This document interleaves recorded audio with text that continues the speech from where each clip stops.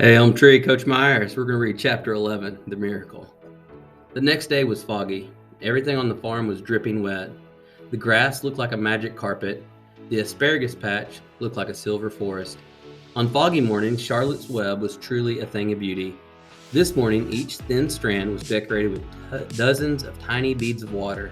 The web glistened in the light and made a pattern of loveliness and mystery, like a delicate veil. Even Lurvy, who wasn't particularly interested in beauty, noticed the web when he came in with his pig's breakfast. He noted how clearly it showed up and noted how big and carefully built it was. And then he took another look and he saw something that made him set his pail down. There, in the center of the web, neatly woven in block letters, was a message. It said, "Some pig." Lurvy felt weak. He brushed his hands across his eye and stared harder at Charlotte's web. "I'm seeing things," he whispered. He dropped to his knees and uttered a short prayer. Then, forgetting all about Wilbur's breakfast, he walked back to the house and called Mr. Zuckerman. "I think you better come down to the pig pen," he said. "What's the trouble?" asked Mr. Zuckerman. "Anything wrong with the pig?" "Not exactly," said Lurvy. "Come and see for yourself." Here's a picture of it. See? It says, "Some pig." The two men walked silently down to Wilbur's yard. Lurvy pointed to the spiderweb. "Do you see what I see?" Zuckerman stared at the writing on the web. Then he murmured the words, "Some pig?" And then he looked at Lurvy, and then they both began to tremble. Charlotte, sleepy after her night's exertion, smiled as she watched. Wilbur came and stood directly under the web. "Some pig," muttered Lurvy in a low voice. "Some pig," whispered Mr. Zuckerman. They stared and stared at a long time at Wilbur. Then they stared up at Charlotte. "You don't suppose that spider—" began Mr. Zuckerman. But he shook his head and didn't finish the sentence. Instead, he walked solemnly back to the house and spoke to his wife. "Edith, something has happened," he said in a weak voice. He went into the living room and sat down, and Mrs. Zuckerman followed. "I've got something to tell you, Edith," he said. "You better sit down." Mrs. Zuckerman sat in the chair. She looked pale and frightened. "Edith," he said, trying to keep his voice steady, "I think you had best be told that we have a very unusual pig." A look of complete bewilderment came over Mrs. Zuckerman's face. "Homer Zuckerman, what in the world are you talking about?" she said. "This is a very serious thing, Edith," he replied. "Our pig is completely out of the ordinary."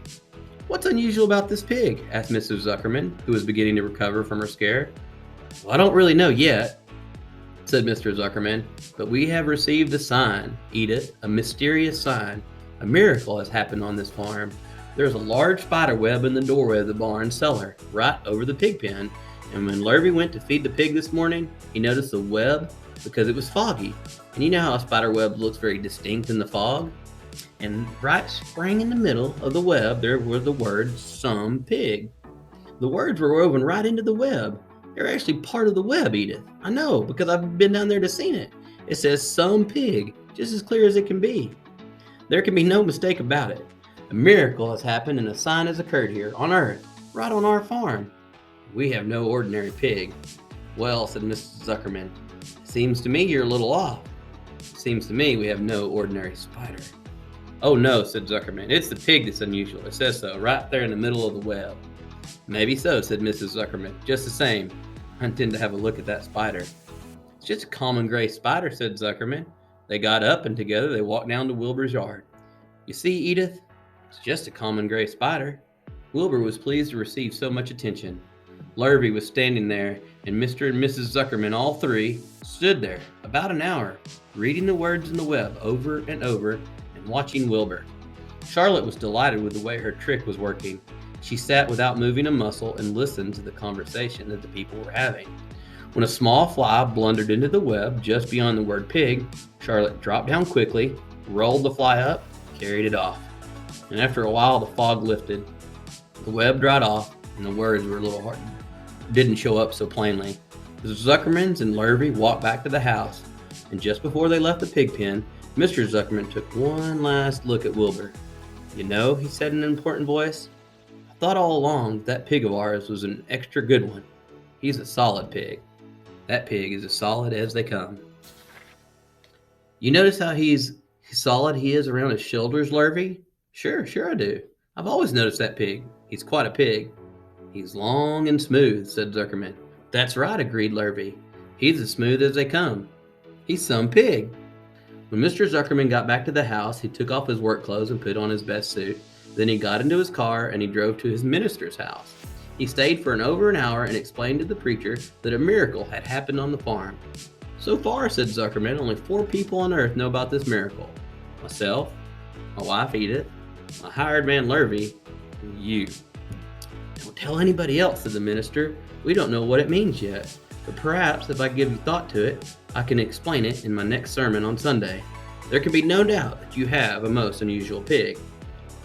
I intend to speak about it in the sermon and point out the fact that this community has been visited with a wondrous animal. By the way, does the pig have a name? Why, yes, Mr. Zuckerman. My little niece calls him Wilbur. She's a rather queer child, full of notions. She raised the pig on a bottle, and I bought him from her when he was a month old. He shook hands with the minister and left. Secrets are hard to keep. Long before Sunday came and news had spread all over the county, everybody knew that a sign had appeared in the spider web at the Zuckerman's place. Everybody knew that the Zuckermans had a wonderful pig. People came from miles around to look at Wilbur and read the words on Charlotte's web. The Zuckerman's driveway was full of cars and trucks from morning till night. Fords and Chevys, Buick Roadmasters, GMC pickups, and Plymouths. I'm going to show you a picture real quick of everybody looking at the farm. Look at all those people there in their cars and trucks. And Studebakers and Packards and DeSotos with gyrometric transmissions, and Oldsmobiles with rocket engines, and Jeep station wagons and Pontiacs. The news of the wonderful pig spread clear up into the hills, and farmers came rattling down with their buggies and buckboards to stand an hour after hour at Wilbur's pen, admiring the miraculous animal. And all they said, they had never seen such a pig before in their lives. When Fern told her mother that Avery had tried to hit the Zuckerman spider web with a stick, Mr. Arable was so shocked that he sent Avery to bed without any supper as punishment. In the days that followed, Mr. Zuckerman was so busy entertaining visitors, he neglected his farm work. He wore his good clothes all the time now and got right into them when he got up in the morning. Mrs. Zuckerman prepared special meals for Wilbur. Lurvy shaved and got a haircut, and his principal farm duty was to feed the pig while people looked on. Mr. Zuckerman ordered Lurvy to increase Wilbur's feeding to 3 times a day, 3 meals to 4 meals a day. The Zuckermans were so busy with visitors, they forgot about other things on the farm. The blackberries got ripe, and Mrs. Zuckerman failed to put up any blackberry jam. The corn needed hoeing, and Lurvy didn't find any time to hoe it. On Sunday, church was full. The minister explained the miracle, and he said that the words on the spider's web proved that human beings must always be on the watch out for the coming of wonders. All in all, the Zuckerman's pig pen was the center of attraction. Fern was happy, for she felt that Charlotte's trick was working and that Wilbur's life would be saved. But she found the barn was not nearly as pleasant. Too many people. She liked it better when she could be all alone with her friends, the animals.